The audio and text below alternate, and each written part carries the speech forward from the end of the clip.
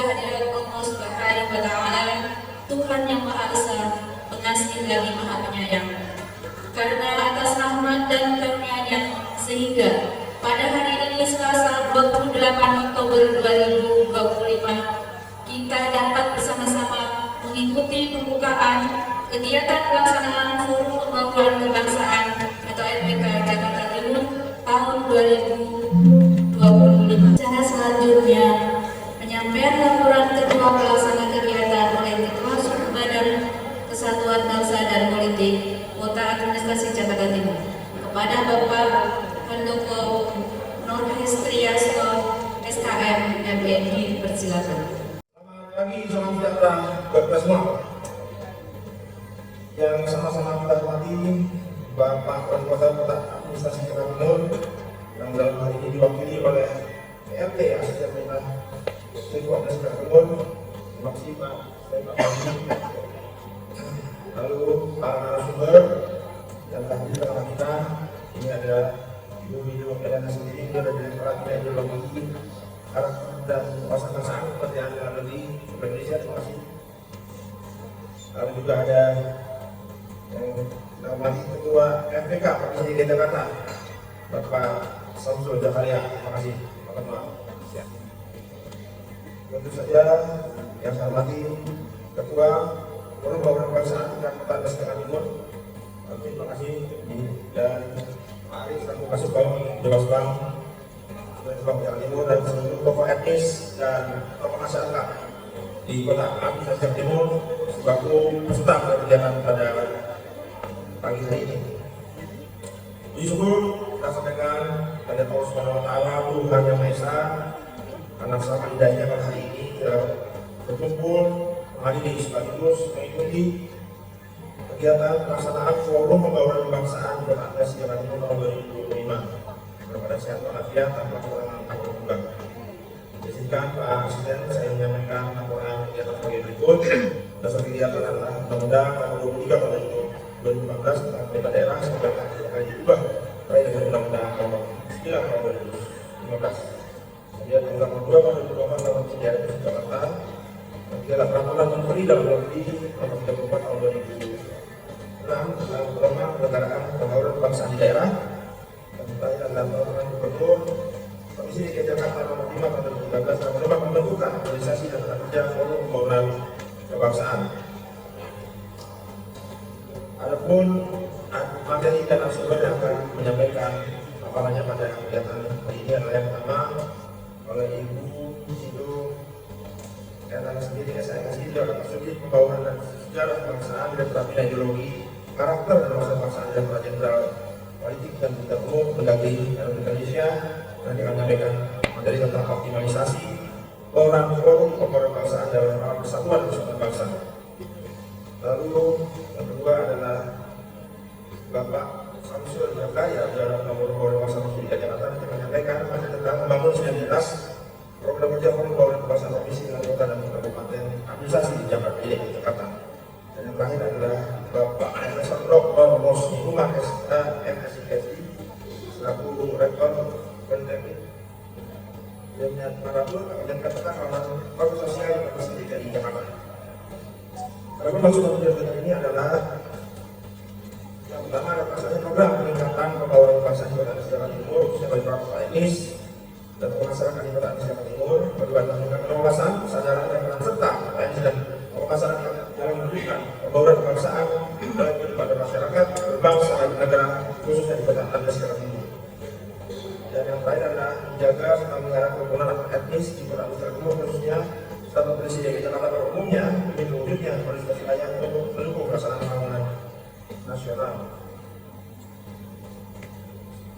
Peserta kegiatan Pak Asisten melaporkan bahwa berjumlah 100 orang yang terdiri dari tokoh etnis dan tokoh masyarakat di Kota Jakarta Timur yang diundang melalui Forum Pembangunan Kebangsaan tingkat Kota Administrasi Jakarta Timur.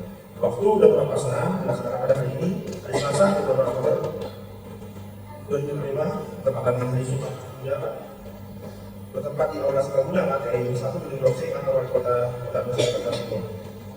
Itu ada kegiatan yang akan dilaksanakan nanti adalah pengantin dari para narasumber Dan kedua adalah diskusi dialog aktif antara peserta dengan para narasumber. Demikian apa yang saya sampaikan. Kesediaan Bapak Asisten Pemerintahan Bapak PRT Asisten Pemerintahan Sektor bisa Jawa Timur berkenan memberikan sambutan sekaligus membuka kegiatannya secara resmi. Demikian dan saya sampaikan lebih kurangnya saya mohon maaf. Billahi taufiq wal hidayah. Assalamualaikum warahmatullahi wabarakatuh. Assalamualaikum warahmatullahi wabarakatuh. Assalamualaikum warahmatullahi wabarakatuh. Snacknya udah belum? Kopi udah? Belum, kopi dipakai lengkap ya, ini ada kopi, semangat. Baik Bapak Ibu yang saya hormati, yang bermaaf saya ingin menyapa pada kesempatan pagi hari ini yang pertama Kepala Kedua dan Dinas Bank Jakarta Timur, kemudian Bapak Ibu para narasumber, kemudian juga Kepala FPK, Ketua FPK dari Provinsi DKI Jakarta, kemudian dari Jakarta Timur juga hadir, serta Bapak Ibu peserta kegiatan pada hari ini, Forum Pemahaman Pembauran Kebangsaan di Kota Nusa Jakarta Timur. Alhamdulillah pagi hari ini semuanya cuacanya agak mendung, sehat-sehat ya Bapak Ibu ya. Mungkin baru hari ini saya memberikan sambutan di jajaran pemerintahan. Saya memperkenalkan diri terlebih dahulu, nama saya Fauzi. Saya saat ini memang sebagai PLT pelaksana tugas asisten pemerintahan karena sudah bulan ke-4 ya kalau tidak salah ya, bulan ke-4 ini asisten pemerintahannya kosong. Ada yang berminat? Kemudian yang terakhir ini yang ada di sini juga saya kira para bapak ibu, para orang tua yang memiliki anak-anak atau usia-usia remaja yang saya kira ini menjadi PR kita ke depan. Kita sering mendengar katanya Indonesia pada 2045 itu akan memasuki Indonesia. Ya. Hanya slogan kemudian penyampaian bahwa kita akan menyokong Indonesia emas 2045. Tapi kita tidak berpikir apa yang harus kita lakukan. Padahal saat ini 2025 Bapak Ibu yang memiliki anak usia saat ini 15 tahun itu kelas berapa? SMP ya, SMP kelas 3, bukan kelas 3. 15 tahun, 15 sampai 20 berapa? Nah, jadi pada tahun 2045 anak kita yang saat ini SMP kelas 3 itu dia yang nanti akan mengalami di usia 35 tahun Indonesia. Dan berpikirkan kita bahwa 20 tahun ke depan dia berusia 35 yang notabene 35 tahun ini merupakan usia produktif. Dia produktif di tahun 2040. Nah ini sangat sisi atau jarang yang kita berpikir bahwa 2045 itu kayak gimana sih? Dia nggak membaca ke dalam bahwa saya ini harus siapkan anak saya di 2045. Persaingannya begitu kompetitif, ya, kemudian teknologi juga saya kira akan semakin maju dan sebagainya. Nah ini kan perlu persiapan sejak ini.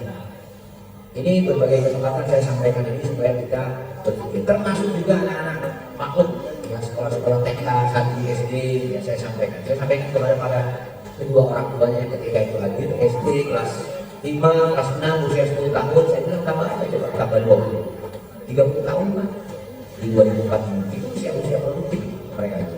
Nah apa jadinya ketika 100 tahun Indonesia di 2045 itu tidak disiapkan oleh kita sebagai orang tua. Jadi momen ini menjadi momen yang baik buat saya untuk kita saling mengingatkan, kita mempersiapkan generasi-generasi ke depan. Jadi kita setiap tahun tidak berkutat pada persoalan perkelahian, persoalan tawuran, penyalahgunaan itu setiap tahun itu ada pilihan. Ya, tanpa kita berpikir bagaimana menyongsong penerus-penerus kita ke depan. Dan saya yakin dan percaya mudah-mudahan tadi nanti pada ya 2040 mudah-mudahan kita semuanya sehat ya Bapak Ibu. Kita bisa menyongsong itu dan tidak menutup kemungkinan yang memberikan kata sambutan di sini misalnya ya, yang memberikan laporan dari seperti kepala Kesko adalah putra putri Bapak Ibu sekalian. Tidak menutup kemungkinan yang akan berdiri di sini memberikan kata sambutan misalnya. Nah tentunya ini perlu rangka persiapan yang betul-betul baik, betul-betul matang oleh kita sebagai orang tua. Ya. Saya kira demikian. Sekali lagi saya ucapkan selamat mengikuti kegiatan ini, mudah-mudahan memberikan kemanfaatan dan keberkahan kita semua. Dengan mengucap Bismillahirrahmanirrahim, maka pelaksanaan Forum Pemahaman Pembauran Kebangsaan di Kota Administrasi Jakarta Timur tahun 2025 ini saya nyatakan dibuka. Yang Terima kasih. Bagi kurang saya mohon maaf dan saya tutup bila taufiq wal hidayah. Assalamualaikum warahmatullahi wabarakatuh.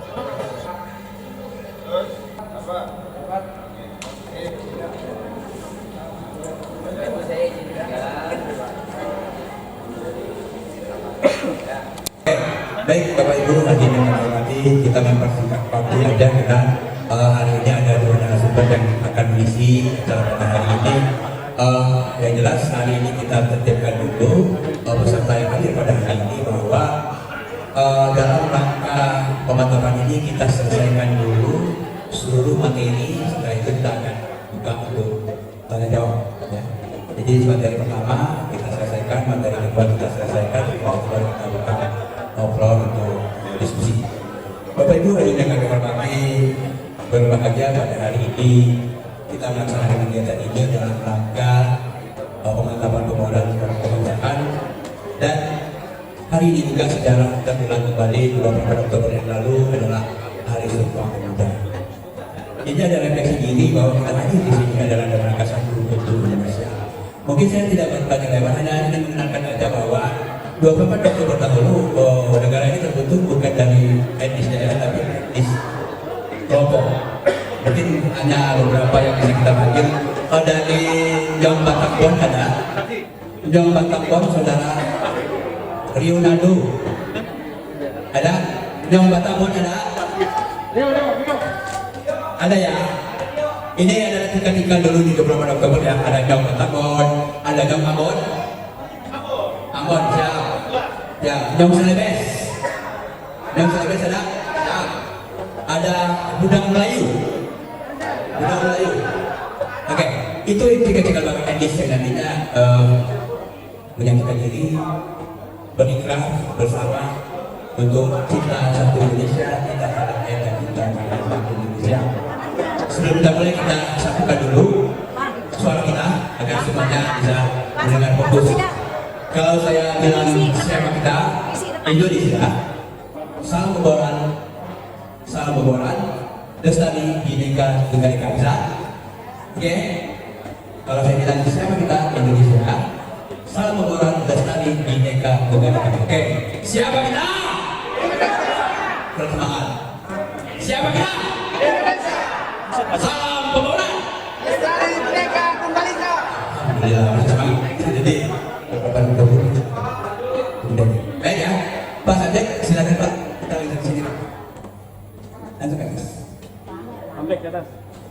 Baik ya, untuk mempersingkat waktu seperti tadi saya sudah bicarakan bahwa kita selesaikan dulu materinya ya semua. Kita buka ruang untuk diskusi. Baik, untuk pertama pemateri kita pada hari ini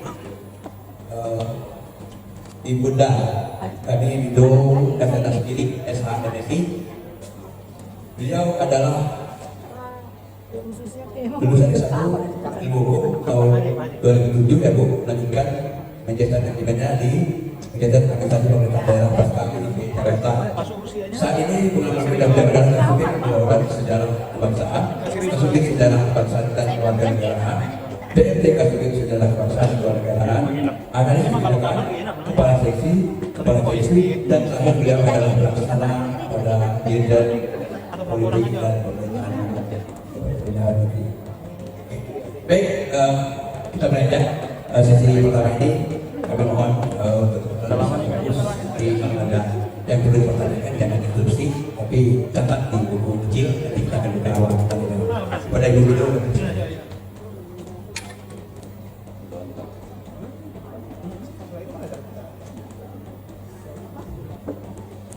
Assalamualaikum warahmatullahi wabarakatuh. Waalaikumsalam warahmatullahi wabarakatuh. Selamat pagi, salam sejahtera kita semua. Pagi. Kurang semangat Pak, jangan kayak suaranya kalah, kayak suaranya Jim Fallon kita di sini. Pagi. Assalamualaikum warahmatullahi wabarakatuh. Waalaikumsalam. Terima kasih Bapak Ibu sekalian. Salam kenal dari saya. Mungkin ada juga beberapa teman-teman dari MPK di sini udah pernah bertemu di forum yang dilaksanakan MPK provinsi ataupun pernah juga ikut kegiatan MPK di Jakarta Selatan. Perkenalkan sama seperti tadi yang disampaikan oleh Bapak Mudarto, nama saya Nido Erlana sendiri. Saya dari Sumatera kampungnya lagi dari Kabupaten Karo, suku Karo, ada di sini saudara saya dari Sumatera Utara. Rio. Salamnya Horas juga. Oh, ada Bu ini. Salam sehat untuk kita semua. Ini sudah mulai masuk musim penghujan. Mari sama-sama kita jaga kesehatan. Tidak terlepas dari aktivitas. Kesehatan tetap menjadi salah satu tugas utama kita dalam berjalan dengan baik. Pertama-tama mari kita panjatkan puji dan syukur kehadirat Tuhan Yang Maha Kuasa karena atas berkat dan kemudahannya kita bisa hadir di acara ini. Terima kasih kami sampaikan kepada Kesbangpol Kota Administrasi Jakarta Timur yang telah bersedia mengundang kami menyampaikan materi di sini. Terima kasih kepada FPK Kota Administrasi Jakarta Timur juga yang sudah berkoordinasi dengan baik dengan Jempol khususnya Direktorat Bina Ilmu dan Promosi Kebangsaan dalam acara hari ini pelaksanaan Forum Pembangunan Kebangsaan FPK tahun 2025 yang dilaksanakan oleh Kesbangpol Jakarta Timur, dan kami diberi tugas untuk menyampaikan optimalisasi peran FPK dalam persatuan dan kesatuan bangsa. Boleh dari sini sedikit, mungkin saya tidak akan membacakan penuh ini materi yang saya sampaikan kepada panitia, dan saya akan menyampaikan sedikit pada catatan saya lebih spesifik bagaimana peran strategis FPK dalam menjaga persatuan dan kesatuan bangsa. Yang pertama akan sampaikan dasar hukum pelaksanaan FPK itu sendiri. Yang pertama itu Undang-Undang Dasar Negara Republik Indonesia tahun 1945, Undang-Undang Nomor 23 tahun 2014 tentang pemerintah daerah. Yang ketiga Peraturan Menteri Dalam Negeri Nomor 34 tahun 2006 tentang pedoman penyelenggaraan pembangunan kebangsaan di daerah, dan yang keempat Instruksi Presiden tentang integrasi sosial. Jadi mohon maaf ya kepada saya tidak memakai materi yang dikirimkan oleh teman-teman. Jadi ya teman-teman peserta yang hadir di sini Bapak Ibu sekalian tidak bosan, karena kalau materi yang dikirimkan oleh teman-teman para panitia itu lebih jawaban dan itu semuanya regulasi. Tapi yang kita butuhkan di sini adalah optimalisasi, artinya rencana aksi. Jadi tidak apa-apa kita berangkat dari latar belakangnya. Latar belakang Indonesia itu sendiri merupakan bangsa yang besar, bangsa yang majemuk dengan keberagaman suku, agama, ras dan antar golongan. Keberagaman ini adalah kekayaan bangsa, namun juga bisa berdampak konflik. Potensi konfliknya juga tinggi kan keberagaman. Artinya disinilah peran penting FPK itu. Untuk apa FPK itu dibentuk? Untuk merawat suatu keberagaman bukanlah suatu hal yang mudah. Jadi langkah apa yang sudah dilakukan pemerintah? Kalau pertanyaannya seperti itu, kami boleh menjawab pemerintah secara regulasi sudah membuat secara regulasi menentukan pembentukan forum binaan. Kalau yang buat Islam itu sendiri itu ada FKUB, ada FPK, ada FKDM, ada PPPK. Dalam kegiatan ini ada ini kita FPK, lebih spesifik ini FPK. Apa itu FPK? Dasar pembentukan FPK tadi sudah saya sampaikan, itu ada Permendagri nomor 34 tahun 2006. Itulah dasar pembentukan teman-teman Pemda itu untuk FPK. Jadi tidak akan kami bacakan secara detail karena itu teknis sekali. FPK itu siapa-siapa saja, itu kan saya rasa teman-teman lebih paham daripada saya, karena kondisi setiap daerah itu berbeda. Untuk DKI pasti kondisinya, keadaannya, keanggotaan FPK-nya tidak bisa disamakan dengan Provinsi Kalimantan, dengan Provinsi Bali. Tapi sudah menjadi syarat dasarnya itu tertulis ada di Permendagri 34 tahun 2026. Jadi kita ada tujuan pembentukan FPK-nya sendiri. Yang pertama itu untuk meningkatkan kesadaran masyarakat akan pentingnya persatuan dan kesatuan bangsa, menumbuhkan sikap toleransi dan saling menghargai dalam keberagaman, menjadi wadah aspirasi masyarakat dari berbagai latar belakang, mencegah potensi konflik sosial berbasis sara, dan yang terakhir mendorong partisipasi masyarakat dalam pembangunan nasional yang berwawasan kebangsaan. Peran strategis FPK dalam pembinaan kebangsaan.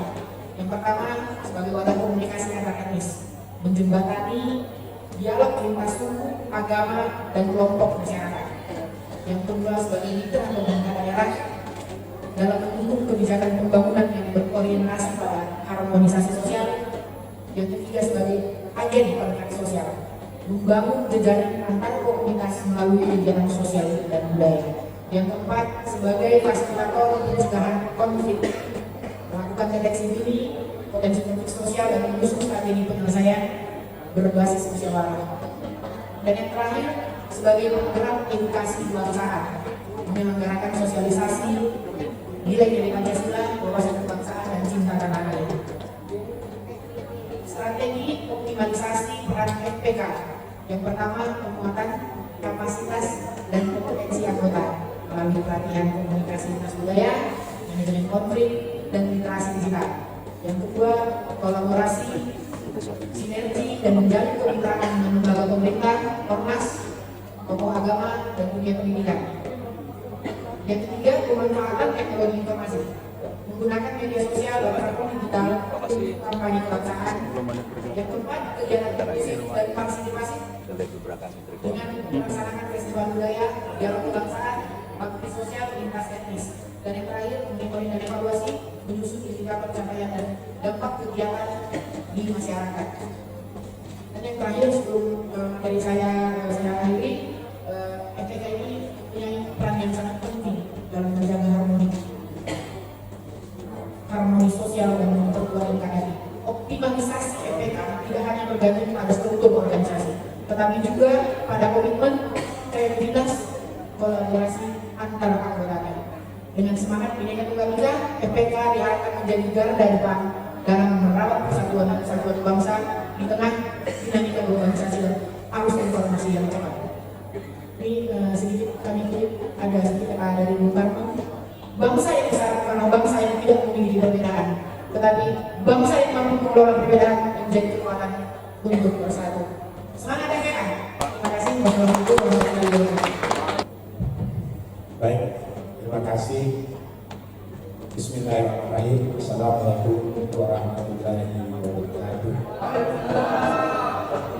Salam sejahtera untuk kita semua. Om Swastiastu, Namo Buddhaya. Salam kebajikan.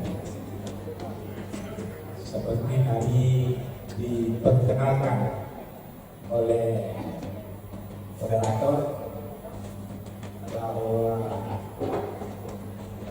betul nama panggilan akrab saya masih banyak, sebenarnya lebih banyak memanggil Bang Sambil, dan sebenarnya peristilaan itu terlalu banyak, bukan hanya sebenarnya satu, tapi kalau pejabat Pemda DKI itu selalu memanggil Banjai Ramnya, itu mungkin karena berada di Jakarta. Tapi ada juga yang fenomenal lagi, ada yang memanggil Bang Angkel Sam. Ini ada batasan orang-orang tertentu saja. Ya. Tetapi teman-teman sendiri waktu mahasiswa itu banyak juga yang memanggil abang saja, tidak memanggil nama, abang saja. Saya di Jakarta ini banyak teman-teman saya yang ada yang baca doa, ya, ada yang baca doa, ada juga tadi saya lihat Pak Malik, ya. Saya kenal mereka itu bukan karena satu tapi satu base camp. Makanya pada saat itu memanggil saya sampai bangsa. Tentu pada hari ini berbeda klasifikasinya karena menjadi ketua forum pergaulan kebangsaan. Saya juga kaget tiba-tiba kenapa saya menjadi ketua forum pergaulan kebangsaan. Jadi dari Kemendagri ini menarik. Kan ini peraturan Kemendagri itu keimamannya tahun 2006 nomor 34. Tapi Tapi di DKI itu terbentuknya tahun 2013, berarti berapa tahun itu ya? Ada selang waktu sampai bisa terbentuk. Tiba-tiba ada teman aktivis saya itu anggota DPR, sekarang sudah mengaku mantan ketua Pak Laudien Asma. Banyak bantu saya dong untuk kita bergabung di forum pembauran kebangsaan. Saya bilang, apa sih itu forum pembauran kebangsaan? Pokoknya itu wadahnya suku-suku etnis seluruh Indonesia yang ada di Jakarta. Jadi Pak Laude ini ketua kerukunan masyarakat Sulawesi Tenggara. Dan sekarang banyak orang Tionghoa katanya di situ ramai-ramai mengejar tambah tiket. Jadi masuklah saya di situ di MPK ini. Jadi periode pertama saya itu sebagai anggota biasa. Nah, setelah terjadi periode kedua, baru saya terpilih menjadi ketua forum pembauran kebangsaan. Pada saat itu gubernurnya Pak Anies Baswedan. Jadi sampai hari ini itu sebentar lagi akan habis periodenya. Dan mungkin juga Jakarta Timur hal yang sama. Tahun 2026 ini mungkin bulan ini Timur. Nah ini barangkali menarik kalau ini tidak seragamkan, karena ini MPK terus terang adalah wadah basicnya itu kita memiliki landasan bernegara, yaitu ideologi Pancasila. Maka lahirlah di wadahnya masyarakat itu harus ada pembinaan bagaimana terjadi persatuan dan kesatuan sekalipun berbeda-beda dari Sabang sampai Merauke. Apalagi dengan riwayatnya pernah terjadi konflik etnis. Ada di, saya pikir teman-teman ada nggak di sini orang Kalimantan? Saya tidak. Dan ada orang Madura. Nah, itu salah satu wujud kenyataan dengan lahirnya forum pembauran kebangsaan ini. Jadi wajar tadi sebenarnya saya ingin mencoba mengerti karena MPK ini tidak bisa hanya dilihat dalam satu sisi etnis saja. Ya, sangat luas. Kemudian saya ingin mencoba tadi sudah menjelaskan bahwa dasar MPK itu hanya dari Kementerian. Tapi ada yang menarik setelah dibentuk MPK di tingkat DKI tahun 2013 itu ternyata peraturan gubernurnya MPK itu hanya dibentuk sampai tingkat wilayah kota kabupaten. Padahal Kemendagri itu disarankan membentuk sampai di kecamatan dan kelurahan, kan begitu. Tapi ini PR kita. Kenapa mesti harus dibentuk ke kecamatan dan kelurahan? Jadi menarik sama kami Sekda itu batas 2 kilometer di sekitar kita itu ternyata pasti ada benar-benar aturan.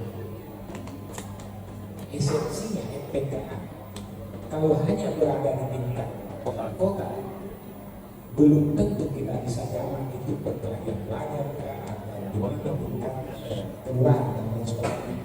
Oleh karena itu saya sarankan dengan peraturan gubernur ini ada keolahan. Saya tidak tahu nanti ini persoalan anggaran juga Pak. Presiden kita telah mengurangi penganggaran untuk biaya-biaya dan lain sebagainya, maka ya teman-teman di tingkat wilayah yang tingkat kota seperti Jakarta Timur harus menjangkau teman-teman memonitor tidak hanya etnis tapi bagaimana mengatasi perkelahian pelajar yang sama. Ya, nah membuat program-program itu sangat tepat kalau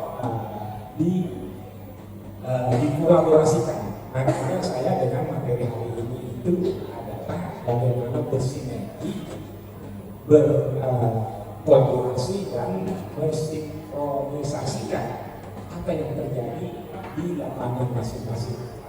Seperti kita ketahui bahwa Jakarta Timur itu juga tidak lepas dengan banyak hal. Jadi ketika kita tidak mendapatkan negara, kita kan paling mendapatkan rapat-rapat seperti ini, diskusi dan lain sebagainya. Nah, ini tidak bisa terjangkau dari secara keseluruhan. Memang kalau saya prediksi ini luar biasa kalau kita bentuk tingkat kecamatan dan tingkat kelurahan. Anda bayangkan bapak-bapak dan ibu-ibu FKDM itu sampai di kelurahan. Jadi itu personilnya sekitar 2.000-an, 2.500 kalau saya tidak salah. Bayangkan kalau itu dari bentuk pendanaan itu luar biasa juga. Nah, itu menjadi harapan MPK ke depan agar dibentuk sampai di tingkat kelurahan. Ya, jadi itu yang menjadi kita punya harapan. Karena sebenarnya kalau kita lihat MPK itu sesungguhnya inti MPK itu sebenarnya adalah wadah informasi, komunikasi, konsultasi, dan kerjasama antar warga masyarakat yang diarahkan untuk menumbuhkan, memantapkan, memelihara dan mengembangkan kebaurian kebangsaan. Jadi jelas, kalau turunannya itu dari provinsi ke wilayah, kabupaten wilayah, kabupaten, kecamatan, kelurahan, maka merupakan MPK sangat strategis untuk menyelesaikan baik itu adalah pelajar, tawuran, dan juga mengenai narkoba. Karena ada di tempat itu ya, jadi dia melakukan bagaimana membaurkan dan bagaimana memelihara daerah setempat itu. Bukan berarti hanya MPK satu-satunya, kita kan nggak pernah tahu. Ada yang namanya ada KDR, ada kawan baru, banyak sekali. Jalan masing-masing. Ini perlu bersinergi. Jadi MPK nggak boleh jalan sendiri. MPK harus bersinergi dengan MKUD, harus bersinergi dengan MKM, harus bersinergi dengan lembaga-lembaga yang dimiliki pemerintah dan wadah-wadah swasta dan lain sebagainya. Dan juga pengusaha, karena pengusaha yang memiliki anggaran. Jadi kita harus melakukan kolaborasi. Kayak seperti saya, ini salah satu contoh di tingkat PKI. Kami pernah berkolaborasi dengan Hotel Borobudur dan sampai hari ini itu saya bebas membuat kegiatan di Hotel Borobudur dengan gratis, tidak membayar sarana dan prasarana kecuali dengan konsumsi dan lain sebagainya. Jadi peran pembauran kebangsaan, apalagi kita ini semua etnis. Ini mohon maaf, kami ingin membuka sedikit potensi yang barangkali teman-teman sebenarnya tahu tapi belum membuka potensi MPK itu sendiri. Seperti saya ini ketua Gabungan Keluarga Sulawesi Selatan, tapi ketua umum saya itu seorang menteri pertanian. Tentu kalau kita berbicara mengenai pertanian, maka di Jakarta memang ada wadah pertanian, kan pasti kita berpikir pasti tidak ada secara sekilas. Tapi kalau kita bandingkan di Singapura dengan negara-negara lain, itu ternyata gedung-gedung itu bisa diproses menjadi ada tempat wadah bisa memproduksi tanaman-tanaman yang bisa sayur-sayuran untuk kebutuhan sehari-hari dan lain sebagainya. Jadi sebenarnya inovasi dan kreativitas itu dibutuhkan. Dan MPK itu kemarin kita ketemu juga salah satu potensinya. Siapa orang Minang sih? Ada nggak orang Minang? Kami MPK DKI itu ketemu dengan Menteri Kebudayaan. Kenapa? Karena potensi yang ada di MPK itu semua bisa ada semua di MPK.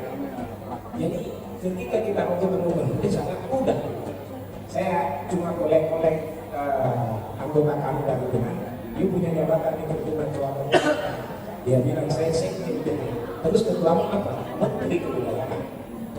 Jadi dengan potensi-potensi kita terbuka, itulah yang saya ingin sampaikan pada hari ini, agar potensi diri itu dioptimalkan. Jangan potensi diri kita ini dibiarkan. Kayak seperti sahabat kami ini dari Bengkulu. Ini juga ketua umumnya kemarin mungkin udah diganti Pak ya, Ibu Lydia. Itu juga Ibu Lydia bendahara kami di PKPKI. Jadi itu juga motivator sumber daya. Dan saya pikir semua yang ada di MPK ini memanfaatkan potensi individunya dan jaringannya untuk berkreasi di mana berada, khususnya di Jakarta Timur. Karena negara berbalas. Jadi kita harus melahirkan inovasi, kreativitas, dan bisa melaksanakan kegiatan-kegiatan. Seperti umpamanya di Pak Sanusi. Ya, ini jaringannya belum cukup kuat selaku MPK umpamanya. Tinggal bagaimana berkolaborasi dengan potensi. Jadi saya pikir tugas MPK ini wilayah Timur bagaimana bisa bersinergi dengan MPK lainnya. Jangan juga hanya berkolaborasi dengan sesama anggota di wilayah Timur. Jadi ini kemudian yang paling utama harus saya jelaskan bahwa ketua pembina itu kan kalau yang laki wali kota dan anggota pembinanya itu kan kepala-kepala dinas dilakukan rapat rutin dengan mereka bapak-bapak yang bersangkutan, karena itu adalah merupakan satu kesatuan dengan peraturan bukan berarti mengemis, ini menjalankan peraturan. Jadi ketika ada keluhan, ada problem, ada program yang ingin direncanakan, coba berintegrasi. Kalau kami kan di DKI itu pasti dengan program makin penuh. Jadi bagaimana menetapkan seperti tadi nasihat bahwa dioptimalkan keberadaan mereka sangat besar. Ya, baik potensi individunya, potensi legalitas. Terus terang tidak ada yang namanya atau organisasi yang mengatur pemerintahan. Iya. Jadi dioptimalkan kalau umpamanya memakai begini itu visi-visi tetangga apa kepala kespa, kepala ada. Iya. Jadi banyak juga memang yang ini bahkan yang memang karena peraturan berikutnya seperti ini. Jadi ini minta tolong betul bagaimana mengoptimalkan main aman aja. ini hanya Ya, enggak. Udah tua. Bagaimana selalu integrasi ya, dan inti apa yang diinginkan oleh gubernur bahwa Jakarta ini harus selalu kondusif, harus aman, dan nanti kita akan ada APR bersama di desa itu jaga Jakarta. Selama kita harus berkomunikasi untuk menjadikan Jakarta ini sebagai kota aman dan kota harapan Indonesia sebagai kota global. Jadi sederhana sebenarnya bagaimana kita menciptakan inovasi yang baik.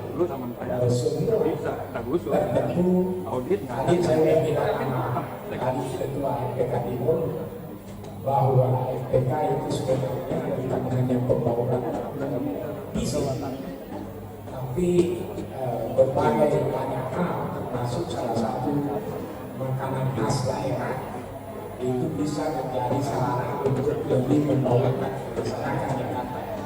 Jangan makanan-makanan asing yang justru berbau ke masyarakat Jakarta, sehingga makanan khas kita sebagai pengunjung itu justru tersingkirkan dengan makanan-makanan asing. Itu bukan berarti FPK itu tidak ada konteksnya di sana, karena kita punya tanggung jawab untuk membawa Jakarta sebagai global. Itu saya sampaikan dan paling menarik dan bisa menjawab supaya bisa ada dan terima kasih. Wabillahi taufiq. Assalamualaikum warahmatullahi wabarakatuh. Sebutkan namanya Bu. Bismillahirrahmanirrahim. Assalamualaikum warahmatullahi wabarakatuh. Nama saya Sri Rupa Kali.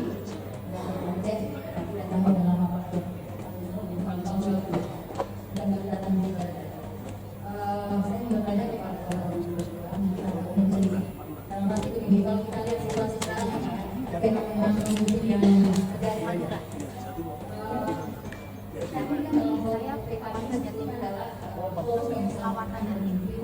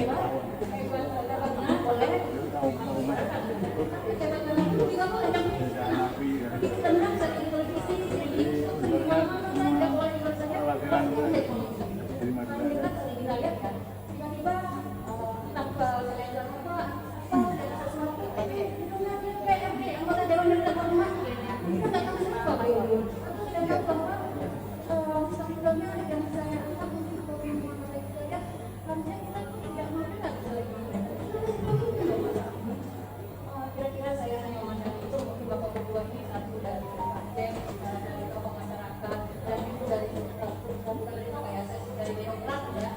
Coba pandangan yang terhadap situasi ini. Apakah perlu apa untuk kita ini? Atau kita tuh udah pilih aja? Tapi kita juga nggak jadi lebih hebat dari ini. Kalau udah ada yang repot kita pilih aja seperti dijadikan pada suatu PT ekonomi. Tidak saja hanya semacam membuat kita semua bahwa kita ayo apa yang harus kita buat banyak lagi supaya kita memang bisa jadi pemimpin atau nggak perlu atau apa ya? Karena kita sekali lagi kalau kita lihat di partai-partai itu partai-partai yang hebat-hebat tersebut yang punya adalah pabrik atau pelayaran punya para pemimpin yang diproses dari awal sampai dan sesuatu tidak bisa ikuti mereka Pak. Tapi sekarang udah nggak ada Pak, yang saya di mana-mana yang udah tenang ini aja jangan bilang Pak. Saya kira kita dapat semangat pencerahan Bapak dan Baik, terima kasih. Tadi nggak pakai nama cut ya Bu? Cut. Benar Aceh, jujur kita semua tahu Aceh adalah kedobraknya dan cut-cutnya itu. Kalau Pak Putra mah nggak banyak. Baik, Bapak Ibu hadirin yang kami hormati, tadi kita dan yang pertama kita buka sesi satu putaran lagi. Kami persilakan untuk Ibu dari kedokteran. Kita ada Pak Sudadi bersama tentang kebijakan-kebijakan. Terus sama ya Pak Medan juga sama. Dan Ibu kita akan sedikit umum tapi mengenal benar-benar berjalan kondisi pada saat kita akhir ini. Baik, silakan. Baik, terima kasih untuk ini bukan kalau menurut saya terima kasih yang luar biasa ada respon dari para peserta. Artinya teman-teman hadir di sini menyimak apa yang kami sampaikan. Itu yang sangat luar biasa, apresiasi buat kami di tempat ini.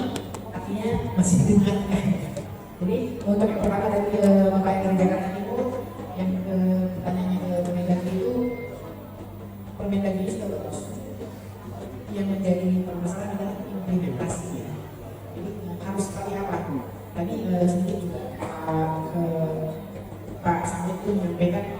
kalau dari data 10 kecamatan 65 kelurahan Jakarta Timur, anggota MPK-nya 37 ya Pak, 37, bagaimana mungkin kami bisa bekerja secara maksimal? Dan kalau tidak salah Jakarta Timur itu luas ya Pak, paling luas ya Pak, paling luas. Jadi sementara amanat Permendagri itu pembentukan MPK sampai ke kecamatan kelurahan. Jadi ini sebenarnya ini tugas buat MPK DKI Pak Sampai. Berdasarkan pasal 9 Permendagri 34 tahun 2000 sudah jelas tertulis. Salah satu tugas MPK itu adalah merekomendasikan. Jadi tidak ada yang salah juga, namanya usaha ya Pak. Toh juga jelas ada regulasi pendukungnya. Saya rasa itu boleh diusulkan, boleh direkomendasikan agar nanti pada saat ini angkutan mau pergantian. Jadi sudah tertulis di klausulnya agar terbentuk provinsi, kabupaten kotanya, agar ketika kecamatan dan kelurahan juga dibentuk. Saya rasa itu ya Pak ya. Jadi nanti Pak Samjek itu dasar hukumnya kuat sekali dari pasal 9 Permendagri. Salah satu tugas MPK jelas tertulisnya. Amin Pak.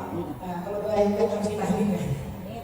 Jadi kalau tadi dari guru nanya ke Pak Samjek bagaimana kolaborasi baik dengan swasta, kenapa provinsi bisa bekerjasama dengan pihak swasta? Kami pun mau gitu ya Pak. Jadi kita dijawab sama Pak Samjek. Tadi saya sempat menanggapi yang dari fenomena kepemimpinan zaman sekarang. Ini saya jawab secara pribadi ya Bu ya. Saya juga tak berani bahwa nama instansi kalau menjawab menanggapi, karena ini pendapat ibu juga. Saya hanya menanggapi berdasarkan untuk amatan saya dari Bapak Moderator karena ini pengamat media. Nah, jadi kalau saya melihatnya begini, fenomena sekarang menjadi seorang pemimpin itu ternyata kalau apa cukup terkenal. Tadi kata ibunya terkenal itu bisa karena suatu hal yang baik, bisa juga karena hal yang buruk. Jadi pemimpin itu pun bisa begitu gitu. Balik lagi ke mindset masyarakatnya. Balik lagi ke mindset masyarakatnya. Kalau kita balik lagi tadi dengan sambutan Pak Asisten pemerintahan Kota Timur, kalau kita sudah di zaman sekarang ini di usia sekarang, artinya tidak generasi berikutnya. Jadi kalau sekarang terjadi fenomena pemimpin zaman sekarang mau dengan terkenal saja, karena kebaikannya bisa menjadi tokoh di masyarakat atau menjadi pemimpin di suatu organisasi atau bahkan jadi menteri, itu ada ya, kita lihat seperti itu. Bukan karena dia punya kompetensi di suatu bidang jadi menteri, dia bisa ternyata kan seperti itu. Kan soalnya lebih ke sudah dia itu sama-sama kan. Jadi yang kalau saya lihat mindset kita dulu yang sekarang harus diubah untuk menyiapkan generasi penerus kita. Kalau yang sekarang kita lihat tidak baik, artinya generasi penerus kita harus kita benar dari sekarang. Itulah tadi salah satu yang kita mau apa di 2045 Indonesia Emas. Kalau sekarang sudah terjadi mindset seperti itu, kita hanya bisa berdoa menunggu agar tidak berkembang lagi mindset kita, terutama organisasi terkecil itu adalah keluarga. Setelah keluarga, RT, RW, kelurahan. Jadi kita mulai dari situ. Jadi kalau kita sudah melihat memang itu tidak baik yang kita lihat, ya kita terapkan dari dalam organisasi terkecil itu dengan tidak baik. Jadi tak boleh juga kita bilang, oh dengan perkembangan aja bisa jadi pemimpin kok udah ada, kita tak boleh juga seperti itu. Jadi kalau bahasanya kita zaman angkatan saya itu ya, ada juga beberapa yang di sekolah kita itu kan bisa diistilahkan dengan bahasa orang tak punya pendidikan aja bisa jadi menteri kok. Kalau saya balik lagi, ada yang gelar doktor tidak dapat pekerjaan. Terus kita yang tidak kuliah ini mau jadi apa? Kalau saya balik pertanyaannya seperti itu. Ini itulah dia masalah mindset, cara berpikir. Bukan berarti kalau kita lihat dia bisa terkenal dengan dokter pun kita pikir seperti itu. Artinya ada hal-hal yang besar yang kita filter. Yang baik itu kita ikuti, kita terapkan. Yang buruk itu kita cukup tahu, jangan diikuti seperti itu dari saya. Saya rasa cukup itu yang bisa saya sampaikan. Terima kasih. Baik, ada beberapa poin yang Baik, ini agak berat pertanyaannya karena ini eksekutor. Ini sahabat kami ini Pak Suradi. Pak Suradi ini SP-nya ini sama semua program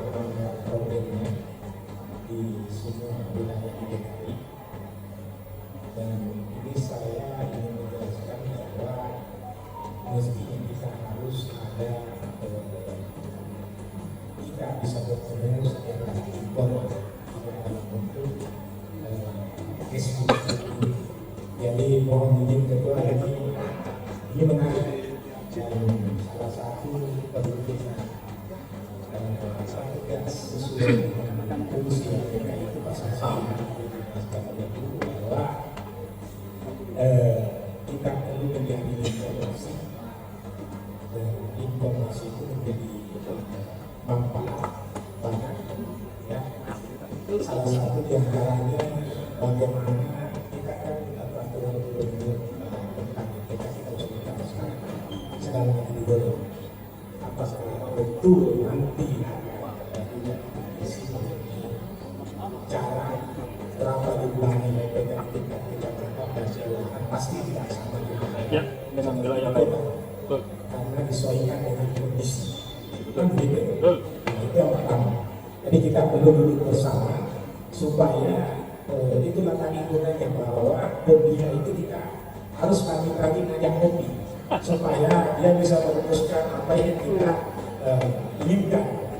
Salah satu contoh namanya kami ajak ketua komisi A yang memiliki penganggaran di DPRD, ternyata teman lama saya sudah kenal kira-kira puluhan tahun lah.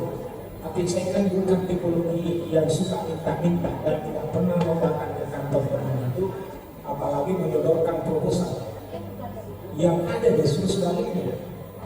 Kami menerima proposal itu prinsip hidup saya selama ini.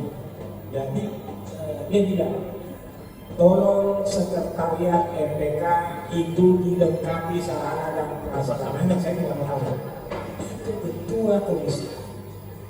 Akhirnya sekarang kita bisa menggunakan kantor MPK DKI sekarang yang cukup representatif sebagai MPK DKI. Itu kalau nggak begitu kita memang tidak bisa dapat. Oleh karena itu mengenai soal katakanlah MPK nanti tingkat kecamatan CSR-nya. Ya. Ini kan industri ada di negara ini.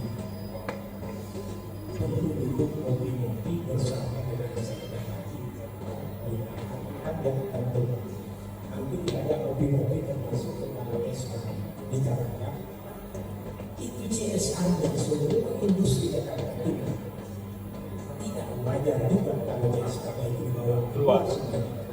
tetap juga di tempat lain, tapi Jakarta Timur harus menuntaskan apa caranya.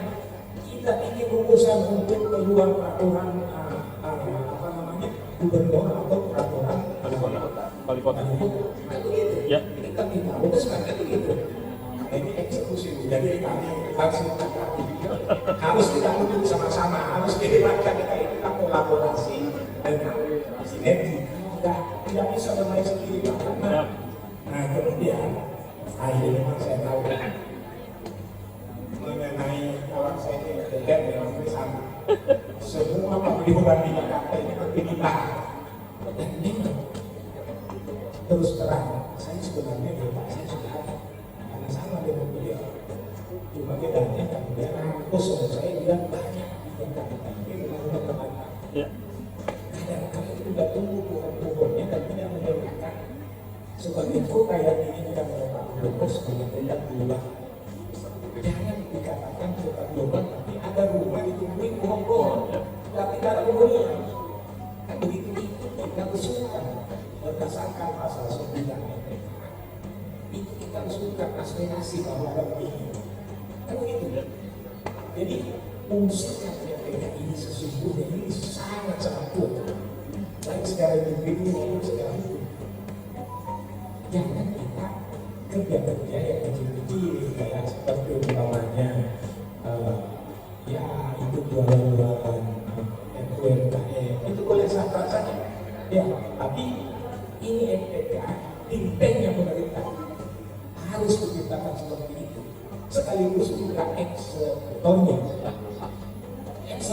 apa tadi ini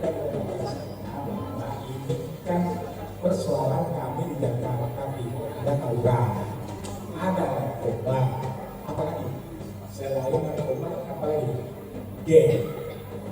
Nah, karena kita belum ada kecamatan yang sekali-sekali itulah bikin proposal, adakan semacam kayak pelatihan, mungkin semacam kayak perkaderan kebangsaan di lembaga itu di daerah-daerah yang sifatnya sudah berantem dan lain sebagainya. Tapi kita pelaksanaannya CSR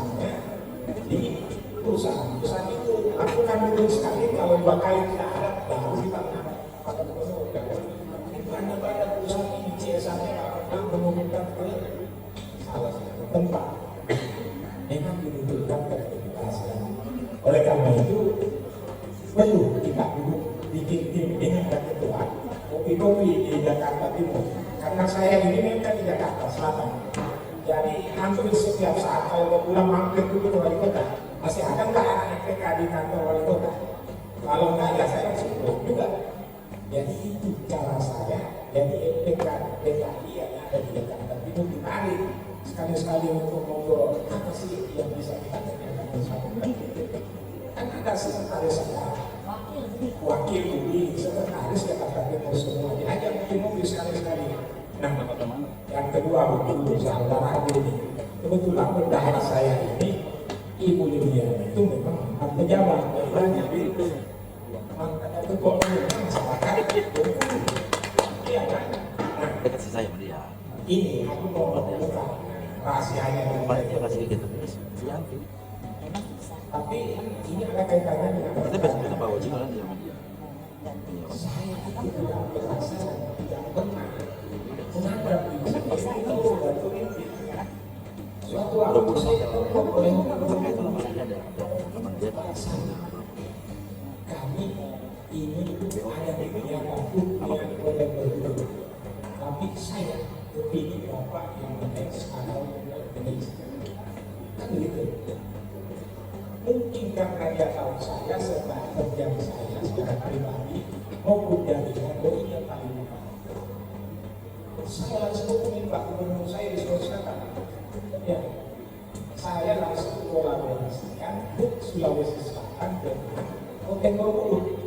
Jadi kami mengelaborasikan dan kami secara ekonomi ikut tetapi dengan saya 1 bulan dengan menampilkan orang-orang Bolivian Sulawesi Selatan. Apa yang manfaatnya? 24 bupati dari Sulawesi Selatan minat di Hotel Borobudur.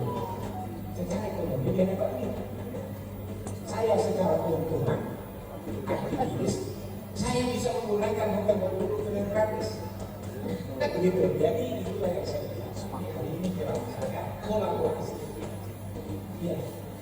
Jadi saya sampai bilang setelah teman makanya dengan teman semua ada saya juga kenal dengan teman.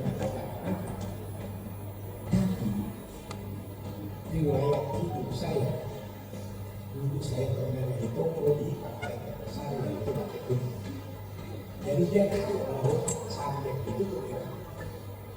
Dia pakai saya sampai hari ini akan merupakan saya yang merekomendasi. Abu Yuba hampir semua itu tidak pernah Sumatera Selatan festival pempek atau bapak tahu kan ada Palembang itu diadakan acara itu dengan minat dengan makanan apa makanan enggak itu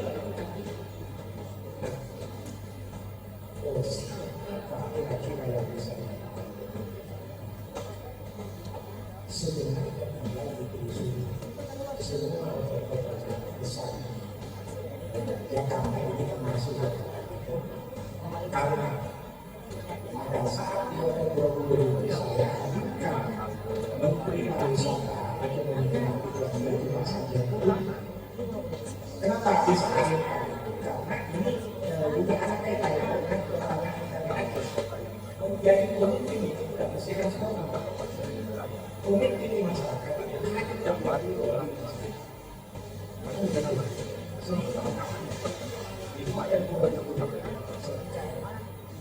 itu tidak bisa dilakukan dalam hidup. Terima kasih untuk kakak Bung Sinaga ya. Jadi sedikit kami respon di sini. Tadi lebih dikritik ke Pemda ya sebenarnya. Jadi tadi seharusnya di pejabat-pejabat Pemda kita ini seharusnya dengar ada di sini biar diperbaiki, koreksi. Jadi mungkin tadi terkait izin ya kak ya, masalah perizinan PKSP berarti teman-teman PKSP. Ya mudah-mudahan setelah terselesaikan itu kalau saya nggak salah ya mudah-mudahan ya baik di zamannya pemimpin Pak Ahok menjadi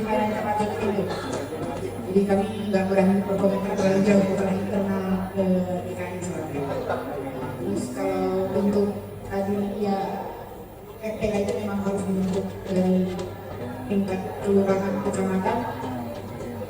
Dan memang seperti itu yang diharapkan. Kalau yang punya wilayah itu memang benar kota, tapi yang punya masa lurah. Jadi kenapa tadi kata ayat doanya bilang, kita memang harus ada juga dari tingkat kelurahan supaya kinerja teman-teman FPK bisa lebih maksimal dan nilai manfaatnya lebih berasa buat masyarakat lingkungan sekitar. Terus tadi sedikit dari nanya bagaimana kami yang di tingkat wali kota ini bisa diangkat sama teman-teman, apalagi oleh pejabat-pejabat federal sendiri tidak mendukung bagaimana kan? Di sini itu tidak terjadi untuk DKI saja. Bahkan tadi sama kayak masuk ke masalah yang ibu yang dari tadi jadi pemimpin, nggak ngerti apa-apa bisa dibuat. Dia kesimpulannya karena banyak kepala daerah bahkan pejabat OPD sendiri tidak mau mengapain MPK. Kalau masalahnya kan di situ. MPK itu gaungnya nggak ada, tapi MPK luar biasa. Padahal MPK harus berjalan dengan tapi MPK tidak ada. Ini permasalahannya klasik udah. Ya tidak usah jauh-jauh, mungkin tadi Bapak PMP asisten tidak tahu MPK. Karena tadi enggak dianggap oleh teman-teman kelompok jadi tahu MPK itu apa sih? MPK itu cuma teman-teman kita yang tahu. Permasalahannya juga. Terus bagaimana supaya jaringan? Bagaimana supaya bisa dianggap? Tadi kan kalau saya bilang sejarah pembentukan MPK berawal dari sejarah pembentukan Indonesia. Keberagaman Indonesia ini dari keberagaman itu kekayaannya bangsa kita, tapi potensi konfliknya itu luar biasa. Itulah kenapa MPK itu menjadi sangat penting. Tadi kok kalian nggak tahu krisis wawasan kebangsaan, krisis nasionalisme itulah yang terjadi di negara kita saat ini. Jadi bagaimana supaya MPK itu tetap bergaul, tetap ada. Jadi selalu kita punya di tengah penyusunan anggaran di tahun 2026 khususnya di Jenpol. Jadi di level menteri itu menunjuk rekanannya akademisi untuk mengkritisi anggaran. Jadi kalau kita berbicara merawat kebangsaan, kalau menurut saya kita bohong-bohong. Bohong-bohong artinya begini, kita kumpul begini untuk uang, membangun jaringan komunikasi itu butuh uang. Secara akademis itu tidak baik pemborosan. Merawat kebangsaan itu tidak seperti kita makan cabai. Yang terjadi saat ini di Indonesia adalah hasil dari yang lain. Kita mau merawat sekarang Indonesia, kita memperbaiki wawasan kebangsaan kita, kita mau berbenah lebih baik Indonesia ini kan sekarang. Manfaatnya nanti di 2040 generasi berikutnya seperti itu.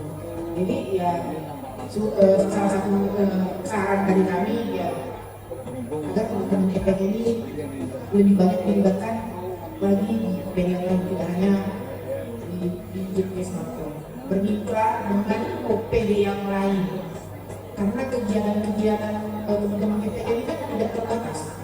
Pelibatan dalam arti kata bukan selalu uang, tapi misalnya sekretaris daerah atau wali kota punya kegiatan di follow mana, FPK kan bisa dikasih kesempatan ke FPK.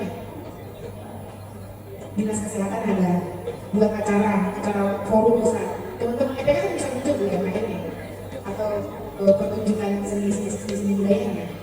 Jadi kolaborasi itu kalau kata saya tidak selalu tentang uang, tapi membangun jaringan ya di situ. Jadi saya rasa itu sedikit saja, mungkin bagi teman cuma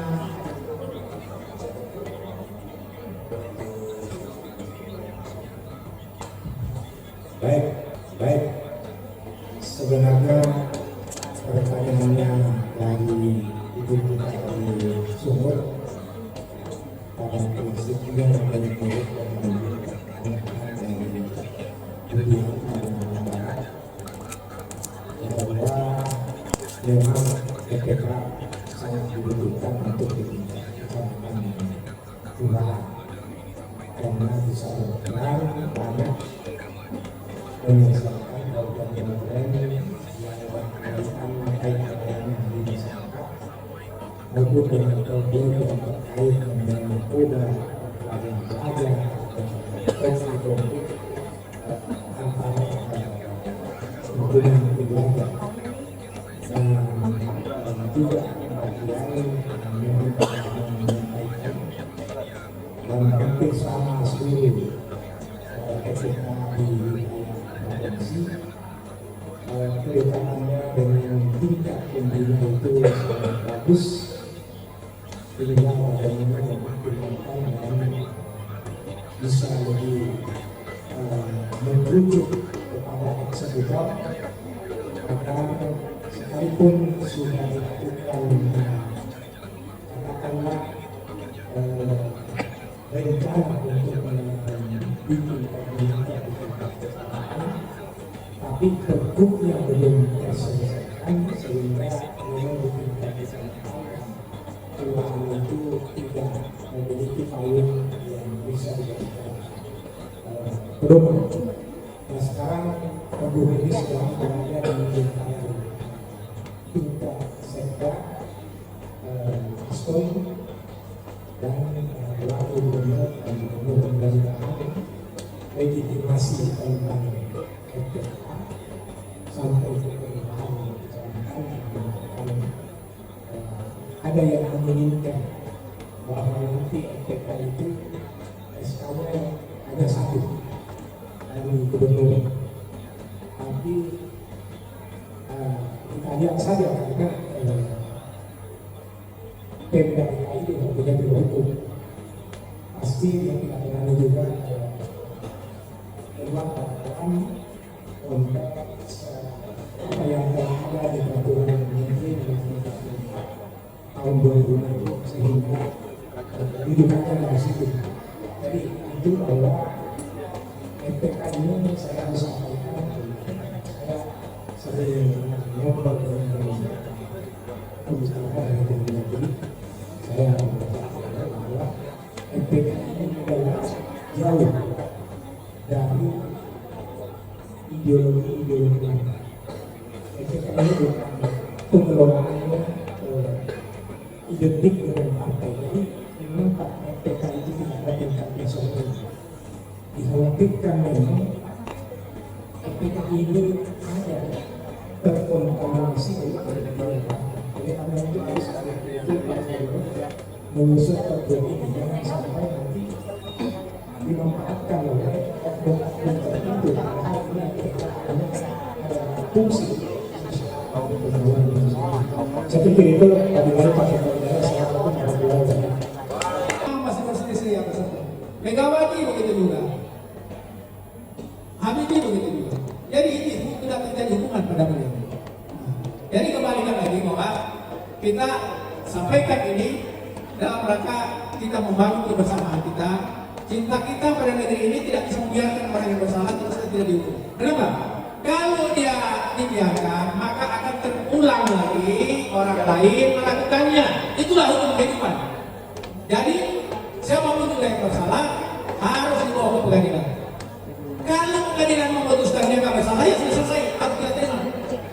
Sebobrok-bobroknya pengadilan itu harus kita akui, tapi orang yang diduga bersalah harus dibawa ke pengadilan agar orang-orang yang akan memimpin negeri ini betul-betul harus sadar.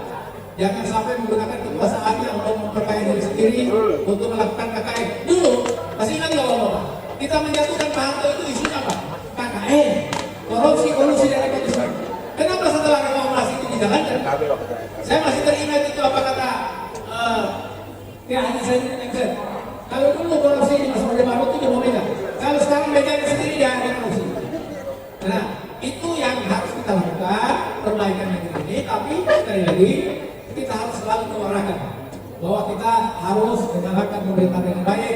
Rakyat juga harus bersatu. Rakyat harus saling membantu, tolong menolong. Karena jangan sampai ada tetangga kita yang mati kelaparan karena dia tidak punya penghasilan apa-apa. Kalau itu kita lakukan, maka sehubungan dengan pemerintahan Prabowo sekarang ini yang betul-betul gencar memberantas korupsi dan kita mendapatkan keuangan yang hebat, selalu dia mengatakan, saya atasan saya presiden. Apa kata presiden, kata rakyat saya ikut itu. Nah, DPR tersinggung. Karena selama ini DPR itu dilayani apa punya mereka macam-macam. Tapi itulah siklus perjalanan manusia. Kalau dalam Al-Quran itu disebutkan watilkal ayyam nudawiluha bainan nas. Hari-hari kemunduran dan kejayaan itu kami akan pergilirkan di antara manusia. Mudah-mudahan setelah Prabowo menjadi presiden, ada menteri keuangannya, kita dipergilirkan secara makmur bersama. Ibu senang, ibu-ibu bapak senang, makmur bersama. Kemudian kesejahteraan bersama. Tapi bukan perjuangan yang tidak kecil. Itu saja pesan saya. Sekali lagi, kita jangan pernah pesimis terhadap keadaan. Kita harus mengobarkan semangat, kemudian tekad dan bekerja sama untuk membangun Indonesia yang bermartabat, Indonesia yang jaya, Indonesia yang sejahtera. Terima kasih. Assalamualaikum. Baik, terima kasih Pak Sudi. Mudah-mudahan apa yang disampaikan pada siang hari ini membawa manfaat. Kita bisa mendapatkan gambaran situasi dan kondisi dari Bapak Ibu hadirin yang kami hormati, mungkin kita sudah sampai ke titik akhir pertemuan kita pada sore hari ini. Sambil kita akan tutup untuk melewati bersama diskusi dengan teman-teman, mudah-mudahan memberikan pencerahan yang dapat dilakukan. Baik, untuk yang terakhir kita akan tutup acara pertemuan hari ini yang langsung dipandu oleh Pak Awi selaku Presiden Kedua. Baik, assalamualaikum warahmatullahi wabarakatuh. Alhamdulillah pada kesempatan kali ini kita dapat akselerasi izin karena memang sebelumnya kita jadwalkan jam setengah 3 selesai, tapi alhamdulillah Prof. Musni Umar hadir lebih awal dan berkenan untuk memajukan jadwalnya sehingga kita dapat selesai dengan lebih cepat. Tentunya kami berharap melalui pertemuan ini ada teman-teman forum kebangsaan, ada juga tokoh masyarakat, tokoh teknis yang direkrut atau dihadirkan oleh teman-teman dari KPK dapat kita berkontribusi bersama bagi kelangsungan Jakarta Timur yang lebih baik. Sebagaimana yang disampaikan dalam arahan Bapak Asisten Pemimpin dalam pembukaan kita, bahwa salah satu persoalan di Jakarta Timur yang sampai saat ini masih kita hadapi adalah terkait dengan tawuran. Maka dari itu saya kira cukup relevan ketika kita menghadirkan Prof. Umar selaku sosiolog yang ketika beliau mengerti kenapa terjadi yang namanya tawuran. Dan tentunya ketika Bapak dan Ibu mengetahui terkait dengan tawuran, tentunya kami juga mengharapkan bantuan kontribusi dari Bapak dan Ibu semua. Saya kira karena waktu juga sudah mau siang, sekali lagi terima kasih atas kehadiran Bapak dan Ibu. Kalau tadi dibuka dengan ucapan Bismillah, marilah kita tutup dengan ucapan Alhamdulillah. Baik, Bapak dan Ibu, demikian kegiatan pelaksanaan forum pembangunan kebangsaan tingkat organisasi Jakarta Timur tahun 2025. Bapak dan Ibu sudah menikmati makan siang, ada sedikit uang satu yang bisa dibawa pulang kecuali teman-teman KPK. Dan yang kedua, berkenan kita berfoto bersama. Mohon nanti Bapak dan Ibu bisa berdiri. Nanti kita akan turun bersama Profesor Musni Umar sehingga kita bisa berfoto bersama. Terima kasih.